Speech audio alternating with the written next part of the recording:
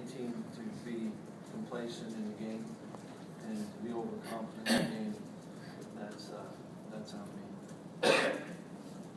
It's probably hard because at the same time you want them to develop a sense of confidence too. Yeah, through and I winning. think genuine confidence, you never then are overconfident, and genuine respect for the game would never let you be complacent in a game, and that's on me. I can do a better job. Paul, is that also just a product of, I would say, maybe some immaturity a little bit from younger guys learning how to be competitive on a week in, week out basis at this level? Yeah, I think, and I think so. And I categorize that as, not respecting the game, but that's, that's where we're at, and then we got to do a better job.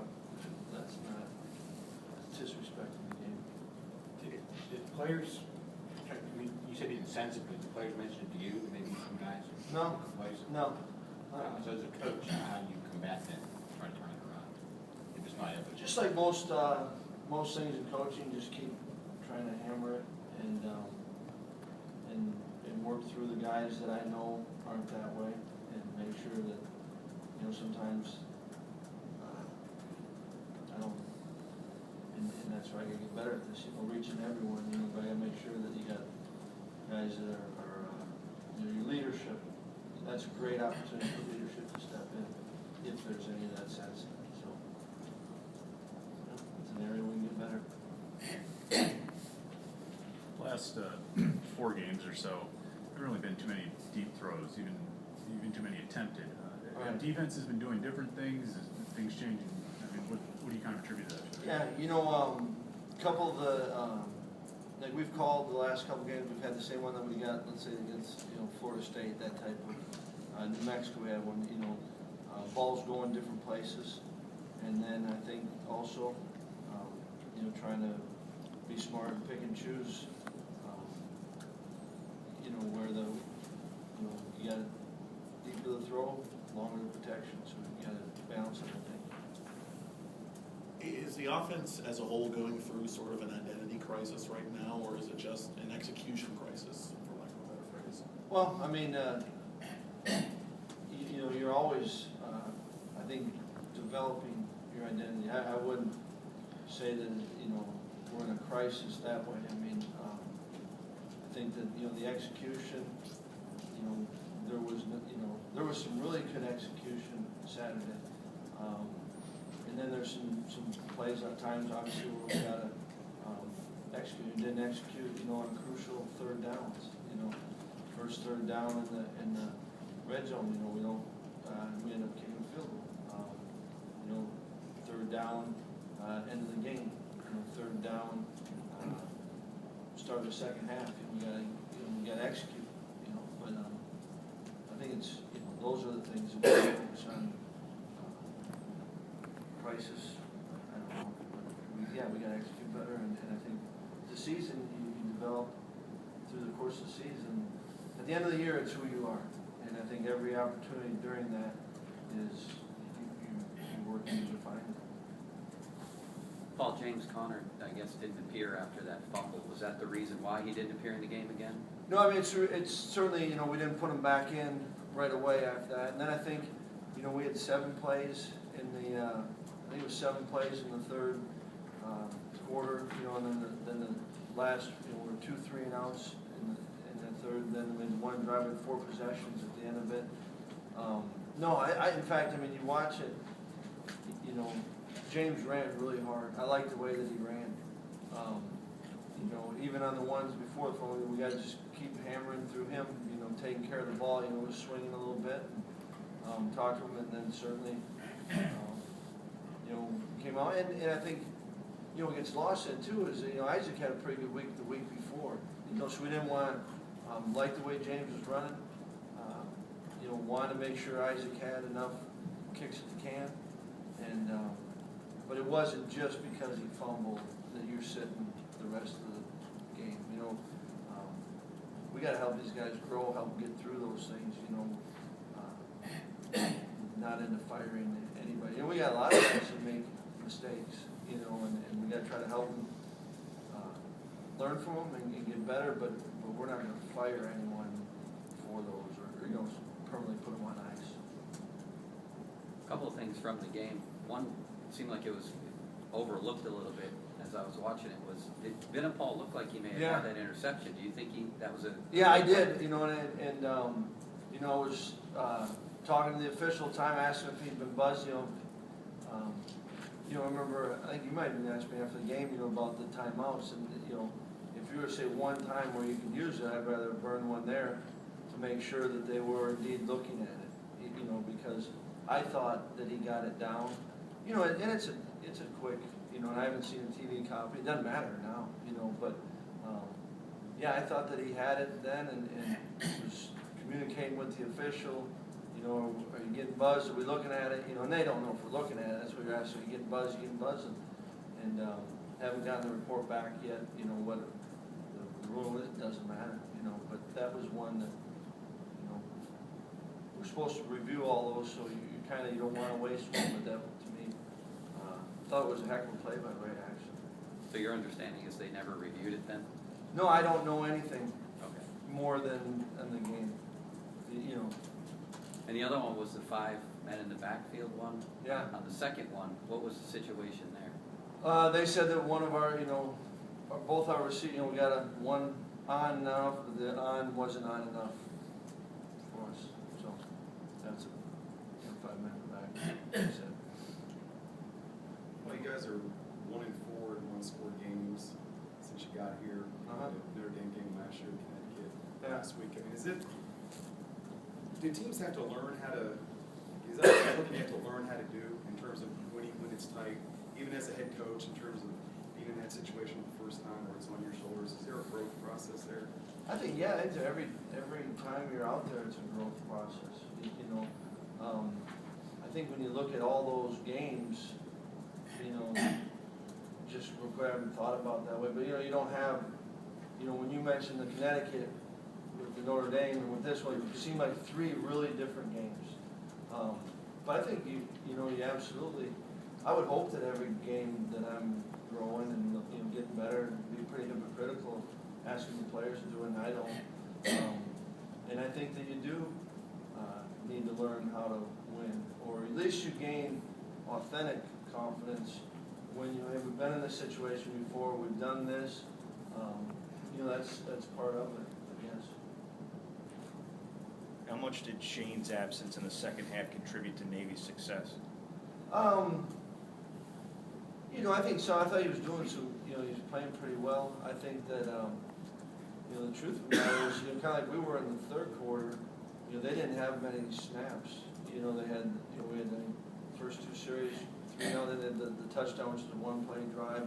You know, so I don't know if you can just, if it's that easy too, the boy, you know, we were playing great defense, and then Shane gets knocked out, and then here it goes. You know, I think they had a chance to run some plays and see how we're defending it, and you know, an offense like that, if, you know, really any offense, if they're taking this away, then we come back to this. So I think, you know, a number of things I thought Shane did some really good things was, and there Matt, you know, certainly made some plays too. You know, went in for Shane, but I don't know if it was as easy as just Shane going out, that kind of opened up the floodgate. I don't believe that. Paul, with Georgia Tech, it'd be very similar to some of what you just saw. Is it just a matter that maybe they've got bigger, faster kids as opposed to maybe? Yeah, and there's, you know, because of personnel, I mean, there's some different things that they're doing, but yeah, there's a lot of carryover certainly, and you know, a lot of those guys, you know, played for, coached for Paul, you know, and so there is some things that, you know, there's benefit to, you know, having faced it, you know, you can kind of make some corrections, clean up, you know, and disadvantages, you know, put a lot on film for them, that, you know, it's a good one for them to prepare for too, so, you know, I think there's things to be learned from the film, us and, you know, I'm sure Georgia Tech will, and bottom line is, you know, you go out and have a great week of prep, so Saturday you're gonna play the game, you know, it still does come down to, you know, what the players know and what they can execute. What is their quarterback like? Is he similar to Brown? He's similar in the sense, you know, I mean, he can, mean, you have to truly account for him. I mean, he can hurt you. You know, a couple of games I've seen, you know, made some very good throws. So he's, I think he's a good player. I mean, no doubt. And they're explosive. And they play fast on offense. I think they play really fast on defense. You know, it'd be a good challenge for us. Is he equal to Reynolds, better than Reynolds, quicker? He's certainly a good quarterback, and you know, I mean, I'm going off of film, and you know, Reynolds did some stuff, you know, on us, but I think he's very capable. I think he's a really good quarterback. He certainly fits their deal, and I think he throws really well. Well, they obviously get a lot of credit for their explosive offense. Their defense seems to be They're really playing a good. little better. They're really good. I mean, I think they, you know, up front they're active. They play fast. You know, they're explosive. I mean, they'll hit you. I think they're, you know, secondary plays with confidence. And part of that is I think that, you know, they got some guys up front that can put some heat on you fast. So I think you can be confident with that. Yeah, I think that, like you said, they're very explosive and very good on offense and deserve all the accolades that they get. But defensively, I think they're playing really well and be one of the better defenses we face. They play a lot of people on defense. I mean, they rotate some guys in, but they got their guys that, you know, they wouldn't, and I'm sure I wouldn't want to take them off the field ever. Because of the way that this week's game played out, I mean, did you guys rotate less than you maybe expected to on defense? You know, the first Yeah, I mean, we didn't, at the end, not as many guys played. You know, part of it is, you know, lost one, so you know, that was a pretty good rotation where you're getting Juan, David, and Murph, you know, Shaq in there. You know, we had 3 D tackles played, so probably maybe a little bit different, but probably maybe more because of the injury situation than the style of play. How's Tom's comfort level right now when he drops back? I mean, as far as his presence and seeing the field. Yeah, I thought he did some things that he really made some progress on that, you know, and you know, the one sack that we gave up right before that was, you know, we ended up being in the wrong protection with it, so that was on him a little sooner than maybe you'd anticipate. But I thought he got off of some reads and progressed through, you know, which I thought, okay, there's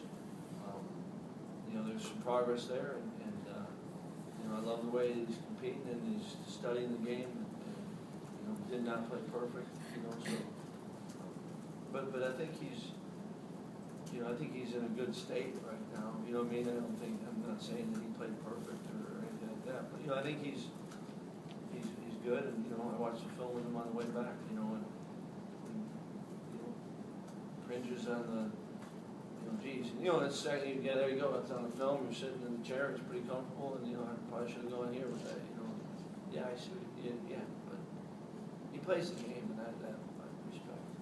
There are no lingering effects from the Virginia game? No, I don't believe so at all.